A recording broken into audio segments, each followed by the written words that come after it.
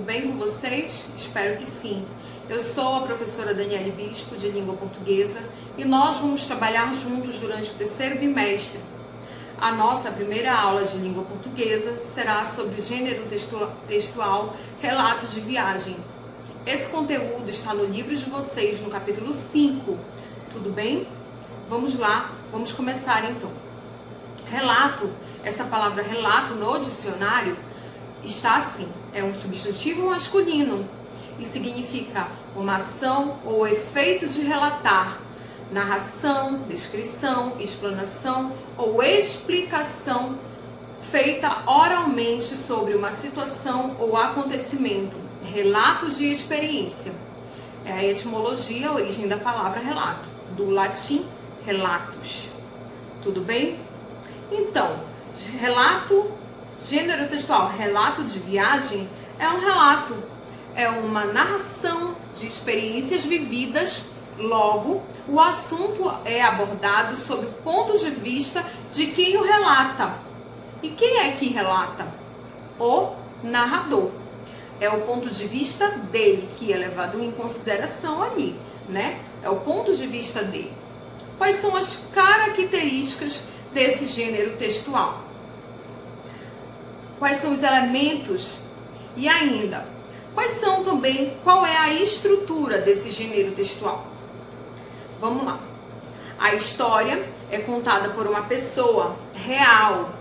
Assim como são reais também todos os acontecimentos contados, relatados, ok?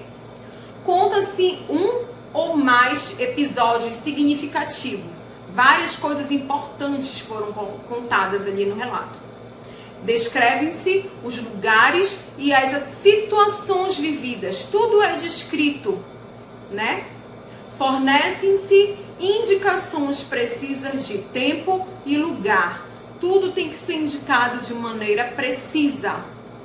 O autor expõe seu modo particular de ver e de sentir os acontecimentos que ele viveu. Todos os acontecimentos relatados. Parte do texto é descritiva e a outra parte é narrativa. Os verbos e os pronomes, eles estão predominantemente em primeira pessoa. O eu, o meu, certo? São as palavras usadas. Os fatos relatados são apresentados numa sequência cronológica. O tempo verbal geralmente é o pretérito perfeito do modo indicativo. Como a história passou, foi lá atrás, os verbos estão no passado, não é isso, minha gente? Presente histórico. A possibilidade do relato ser contado no tempo presente também. Com que objetivo?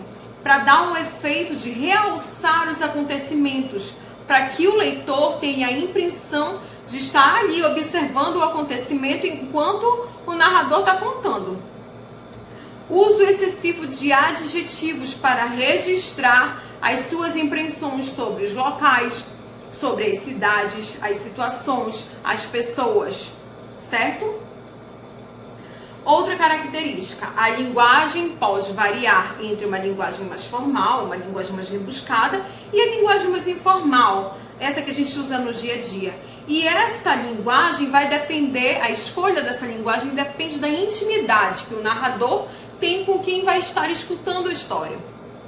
O sentido denotativo e conotativo. Nem sempre uma palavra é usada com o seu sentido básico, o seu sentido real, o seu sentido denotativo. Outra característica, prevalece a subjetividade, isto é, predominam as impressões e sensações do autor. Qual é a estrutura do relato de viagem? Todo relato tem que ter um enredo, que é a ação do relato, que é composta por uma sequência de fatos vivenciados em um determinado tempo e um determinado espaço.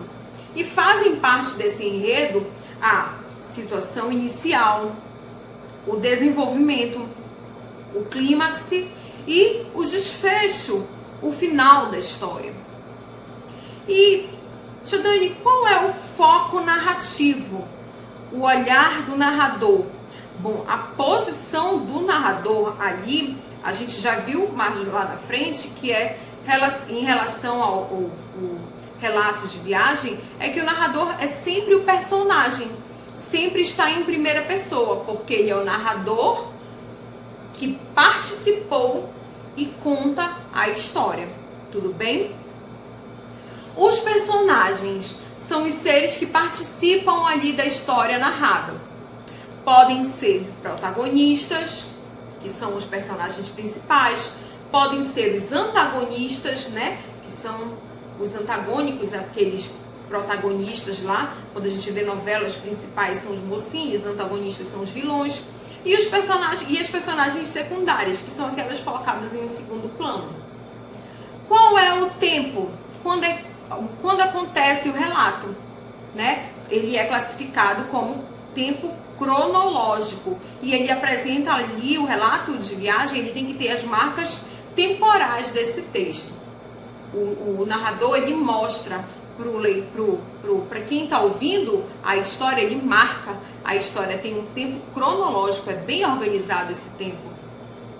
O espaço é o ambiente em que as personagens circulam e onde se desenvolve o relato. É o momento onde aconteceu a história em si. O clímax, o momento de tensão, o ponto alto da história. E ali usam de verbos de ação, discurso direto, discurso indireto, desenvolvimento, focados na ação narrativa e marcados pelo pretérito perfeito do verbo. Não é isso? O desfecho, que a gente chama de conclusão da história, a conclusão, né, é a parte final da viagem. É quando o narrador faz o encerramento do relato. Ele fecha a história dele ali. Tudo bem? Meus alunos do 6º ano, eu vou deixar vocês com a tarefa de ler um exemplo, o exemplo de texto, relato de viagem, que está no livro de língua portuguesa de vocês, no capítulo 5, na página 125 e 126.